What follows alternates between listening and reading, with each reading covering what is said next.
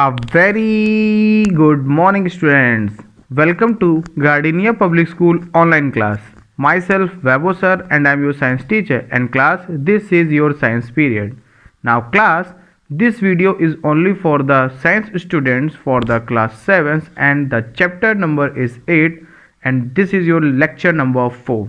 Okay, and class, the running chapter name is transportation of substances in animals and plants. Okay class, so before starting this video, our first instruction for you: this video is only for the board explanation, no need to note in your notebook. Okay class, now class, today's topic is very important, and the today's topic is functioning of circulatory system in humans.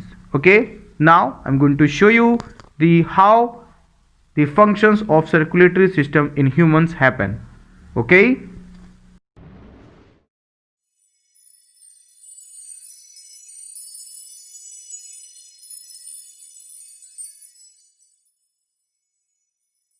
you can feel your heart thudding away every time you put your hand to your chest. But do you have any idea what's really going on in there, or what keeps your heart ticking as it should? Every day, your heart beats about 100,000 times, sending 2,000 gallons of blood surging through your body. Although it's no bigger than your fist, your heart has the mighty job of keeping the blood flowing through 60,000 miles of blood vessels that feed your organs and tissues. Food, water and oxygen are essential for the existence of human life. Blood transports all these substances through various channels called blood vessels. Blood vessels involves arteries, veins, capillaries. To keep the blood flowing throughout our body, we have a pumping system, and the heart is the pump, which is composed of muscle that pumps blood throughout the body, beating approximately 72 times per minute of our lives. The human heart has 4 chambers: the right atrium, the left atrium, the right ventricle, and the left ventricle.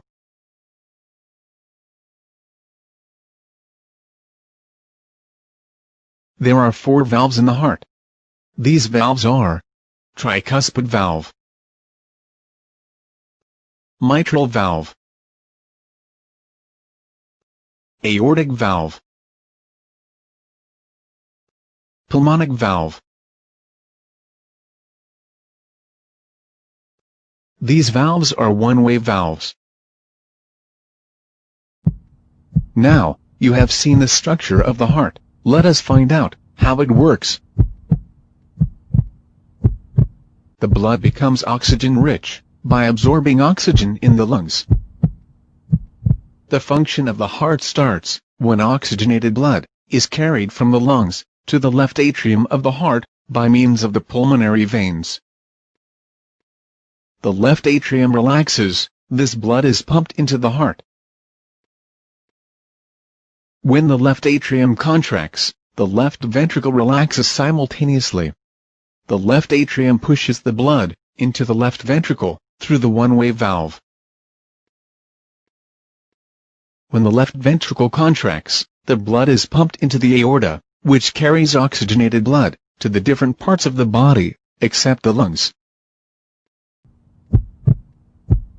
Oxygenated blood reaches the different parts of the body through the blood vessels called the arteries. The arteries gets branched into capillaries, which then reaches to the different organs of the body. The blood then becomes deoxygenated, and the blood capillaries gets mixed and form thicker blood vessels called the veins. The veins carry deoxygenated blood to the heart. The blood vessels that carry deoxygenated blood to heart are known as the vena cava. The deoxygenated blood from different parts of body enters the upper right chamber of the heart which is called the right atrium.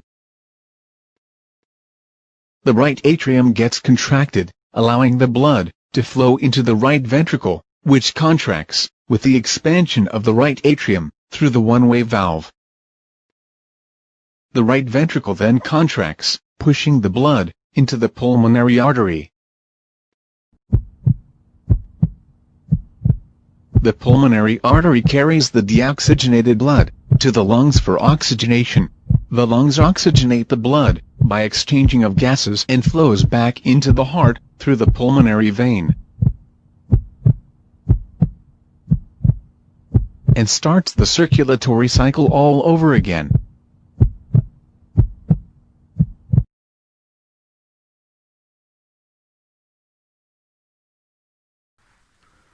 Okay class, now move on the next topic. So next topic is very important, excretion in animals. Okay, so class, just focus here. We know that various activities take place in the body, okay, of an organ. For example, as a result of these activities, several waste products are produced in our body, and due to these activities, the accumulation of these waste products is very harmful for our body, okay, and these are very toxic in nature. So our body needs to remove these waste products periodically. Is it clear? So what do you mean by the excretion? The process by which the wastes are removed from the body called excretion. So excretion is the process by which the waste which is generated in our body is to be removed from our body. This process is called the excretion. And why it is necessary? Because this waste product is a very toxic in nature. Okay, these are the types of the acidic content. That's why our body need to remove these types of wastes from the body. Is it clear to all of you? Very good. So now class, organs of the system, just focus here. Organ of the excretory system include 4 organs of the urinary system. First is the lungs, second is the skin, third is the liver, and last the large intestine. Okay, so now move on the first point. So what is the first point? States in the first point, the urinary system has kidneys that are the main organ of excretion in human body. Okay, next is the liver. The liver converts waste containing nitrogen into the urea, which is taken to the kidneys for removal. Is it clear to all of you? Now move on the third point. So third point is about the lungs.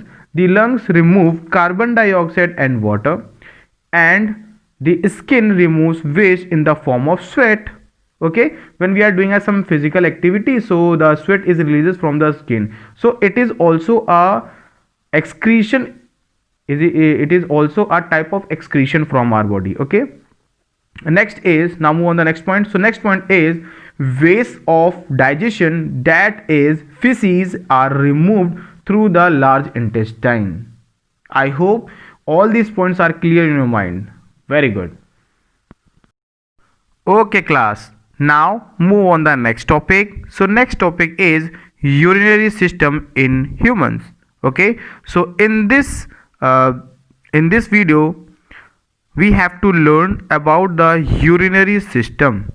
Okay, how the urinary system works and how the urine is formed inside our body. Is it clear to all of you? Very good. Human urinary system. The kidneys are a pair of bean-shaped organs that are part of the urinary system. The kidneys are dark red, slightly flattened, bean-shaped organs, each about 10 centimeters long, 5 centimeters wide, and 2 to 3 centimeters thick, with an average weight of 120 to 170 grams. The other components of this system are the ureters, urinary bladder, and the urethra.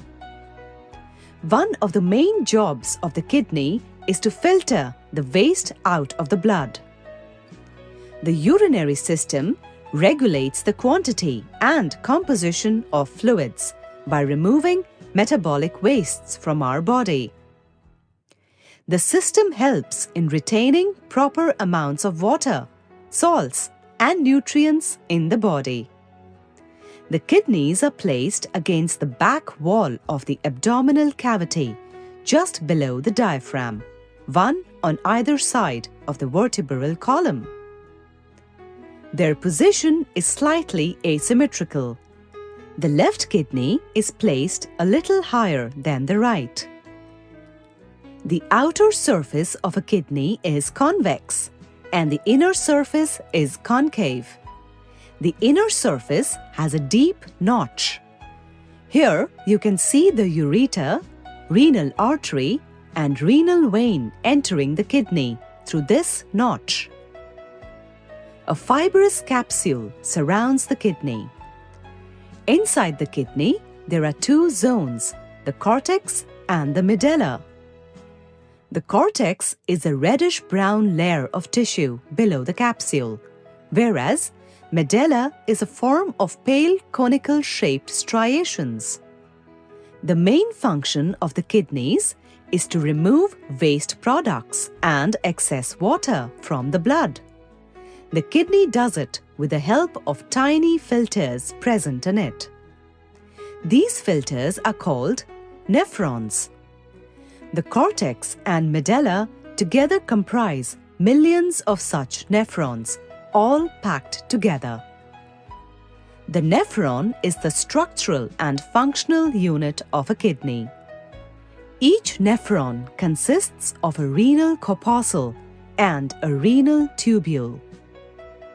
A renal corpuscle is composed of two structures: a tangled cluster of blood capillaries called glomerulus and a thin-walled sac-like structure called the Bowman's capsule, which surrounds the glomerulus. The glomerulus is actually a miniature filtering or sieving device which consists of a tightly coiled network of capillaries. Waste is filtered from the blood and collected as urine. Healthy kidneys act like a strong filter to make sure the right amount of wastes and fluids are removed from our body. As each kidney makes urine, the urine slides down through a long tube called ureter. Ureters from both the kidneys open into a storage sac known as urinary bladder. Here, urine is stored until the bladder is emptied by urinating.